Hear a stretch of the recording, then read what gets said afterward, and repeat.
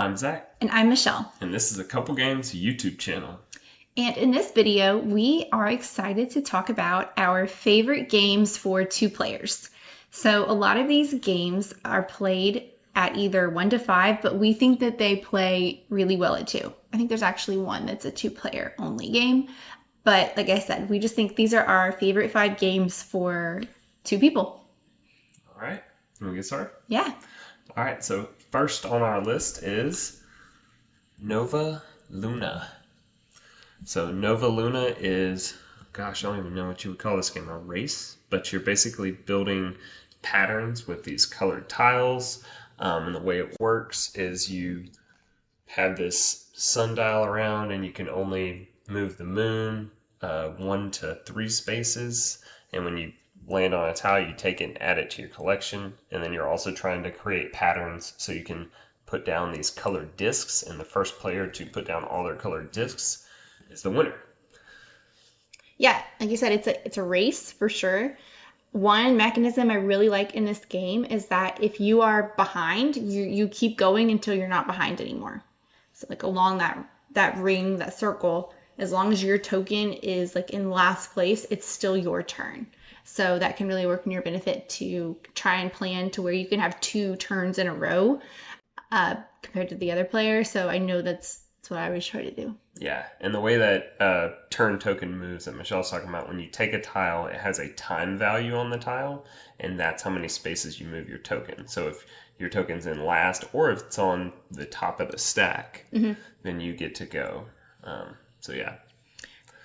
Yeah, so this game doesn't take a whole lot of focus either. Like we've played this like on a Saturday morning, like with kids running around in the background. Just like, because you could take your turn and then you could wait a little bit and then the other person can go and alternate. It is obviously more fun if you can do it uninterrupted, but it can also be played with a little bit more like interruptions or things like going on in the background too. And it doesn't take away too bad from like the impact or, I don't know, the fun. Yeah.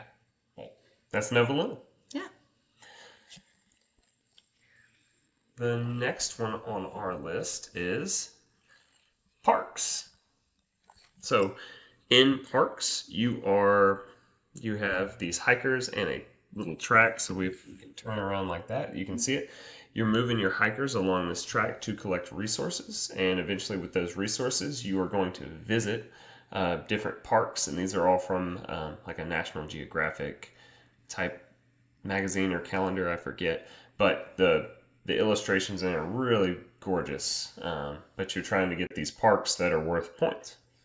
And your worker is going to move along the trail. You're going to collect different resources based on your movements, which will trigger you getting those parks eventually as you collect maybe more water or sun, trees, and mountains. I think those are the 4 biggest resources. And there's also a wild resource too. So this is a really fun, I feel like it's still pretty laid back, but it has like a good bit of strategy as far as like which parks am I going to go for based on which resources I'm most likely going to be collecting. Is my opponent going to be blocking some of those spaces? Because there is a good level of like competition, because you could definitely block each other in this game, which is why I thought this was a great one for 2, because sometimes in 2-player games there's so much going on, sometimes in some games when 2 people are playing, there's so much going on that you never interact because you just have so many options. But in Parks, I feel like you still interact and cross paths a good bit. I mean, every round it's a definite component you're going to cross paths. So that's one reason that I thought this one was still great for 2. But it can also be played 1 to 5. So. Yeah, and a really cool aspect of that, the blocking, like Michelle's talking about, is if it's my turn, I can go as far as I want to grab a space, but I'm also limiting my future turns because you can never go backwards on the track. And so, yeah, it's a nice push and pull there. But yeah, that's Parks. It's a good one. Third on our list is King Domino, and we like the Origins version. There's also just a vanilla King Domino. There's a Queen Domino. This one's kind of a nice blend between the two because it can be as simple as King Domino, which is like the entry level. It won like the Spiel des Jahres one year, and then Queen Domino expanded on that and added another layer of like you have money, you're buying buildings and things like that. Trying to think. So yeah, so the biggest difference between King Domino and King Domino Origins is your ability to change where the point multipliers go. So in King Domino, it's crowns, but in King Domino Origins, it's fire. And little fire tokens, you can actually have more control and you can place those versus them already being on the tile where you're a little more limited. So that's the biggest reason that we have really transitioned to only playing King Domino Origins versus King Domino. We'll still play like King Domino with family or someone that really doesn't want to go beyond that the basics of that game. But this has been really fun for 2 players. It does take in just enough of those elements of Queen Domino to kind of add a little bit more with, again, the choice multipliers. And then the resources, too.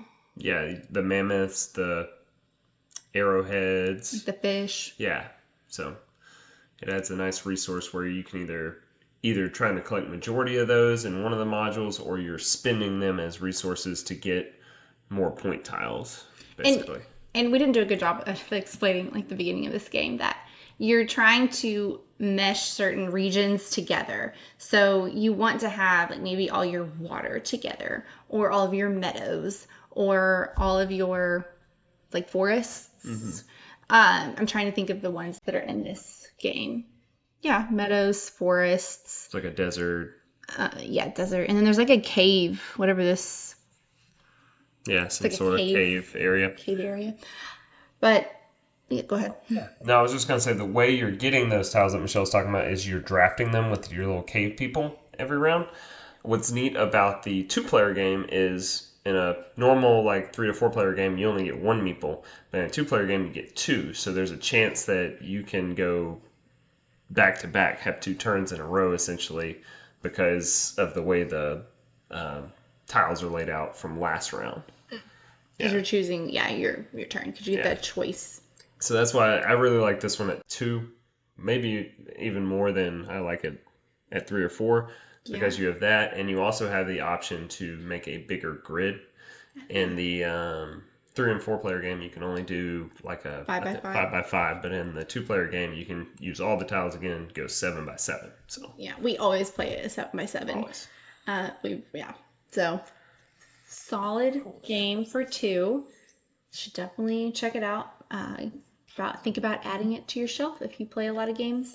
A 2-player. Yeah, it's King Domino Origins. The 4th one on our list is 7 Wonders Duel. So 7 Wonders was a game about drafting cards that could play up to 7 players, which was really neat because everybody's going at the same time. 7 Wonders Duel is our game that's only a 2-player game. So if you're just a couple, you only play with one other person, this is an excellent choice. It's even touted as being the best version of 7 Wonders. But in this game, you're doing the same thing. You're drafting the cards, but it's more in like a pyramid structure. There's 3 rounds, and the structure changes every time. But you're drafting these cards to your tableau. It could be resources. It could be military. But one thing I really like about this game is there are multiple ways to win. So if I mentioned the military, if you get enough military that pushes the marker all the way to your opponent's side of the board, then you win the game. Science. Yeah, if you collect, I think it's 6 of the 7 or 8 science symbols in your tableau, you win. Or you can just play out the whole game, and then at the end of the game, you add up points, and most points wins. So, very cool. Yeah, this game is really good. You definitely get in each other's way because you're constantly taking a card that the other person might want, or you might be intentionally burning a card because you notice that if they get it, it's going to be really good for them. So you kind of have to play some defense in this game. Sometimes that's all you're doing. If you know, like, say they only need 1 more science token, then you're going to do whatever you can to prevent them from getting that last one. Yeah. This is one of the most head-to-head games or conflicty games that I feel like we play. Yeah. And there's also 2 expansions for it, which are great. Both, I think it's the Agora and the Pantheon, are really good. Agora is even cool because it adds a 4th way to win, and that's to control like the Senate. So, very cool. 7 Wonders Duel. Last on our list is, it's a bigger game, 5 Tribes. So 5 Tribes is a game that's, it uses like a Mancala mechanism. If you've ever played Mancala, where you grab a fistful of the stones and then you drop them one at a time around. This uses little meeples, and they're colored, and they all have a different ability, but you grab them off a tile and then you move them, and you keep going until you drop the last one, and you drop the last one on a tile. It activates its color power, and then you activate that tile's power. And the tiles are all laid out randomly each game. These are like all the tiles here. Yeah. So every one of those pieces is actually an individual tile that you lay out. So it's not actually a board until you put all the tiles for the board together. Yeah. And then, yeah, you can see the different colored meeples. That's what acts as that Mancala mechanism that we've, I don't know, is that what everyone calls it? Or do they just kind of dub it that? Okay. Yeah, that's what they call it. Okay. And then you can see your actual player pieces are these little like temple looking Talking about tower temple things. Yeah. I really love the like fun pieces in this game because you can get palm trees on your tiles, and that activates more points. There's palaces, and then there's camels. Yeah, the camels are how you mark like you've conquered that tile. Okay, you own that's that right. tile. Yeah. So the pieces are really fun, and they add, I don't know, they just like make the board look really pretty. You can see as you're going through, like, okay, you have 8 camels with the territories. I have 7. Like, you can kind of see how well you're doing as you're playing this game, but you still don't know. That's our dog. Yeah, that's our dog growling. I was trying to snap at her. But yeah, this, you really don't know who's winning until the very end. Because there's a lot of cards involved too. Yeah, because you're collecting different sets. You're getting genies, or djinns they call them, and they have powers. Yeah. But I really like this at 2, and I don't know if we've ever played it more than 2, but at 2, you get 2 of those little tower pieces that Michelle was talking about. And normally you would only get 1, and basically every round you bid for turn order. Like you say, I want to go first, and I'm going to pay this amount of coins to do it. Well, in a 2-player game, you can line up 2 of your pieces so that you have 2 turns in a row again.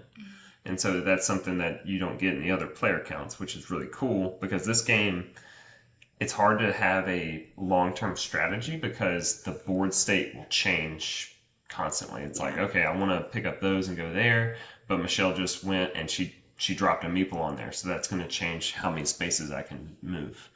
And so, yeah, that's a really good point. So we've had this game for a while. It's definitely been on our shelf, probably one of the longer lasting games, and we really like it. We don't have any plans to get rid of it. So that's our last game that we recommend for 2. Hope you guys enjoyed some of those recommendations. Please feel free to drop your favorite games at 2 in the comment section, and like and subscribe. Tell us what other videos you want to see, and we will try and get those made. that's right. And until next time, I'm Zach. And I'm Michelle. And this has been A Couple Games.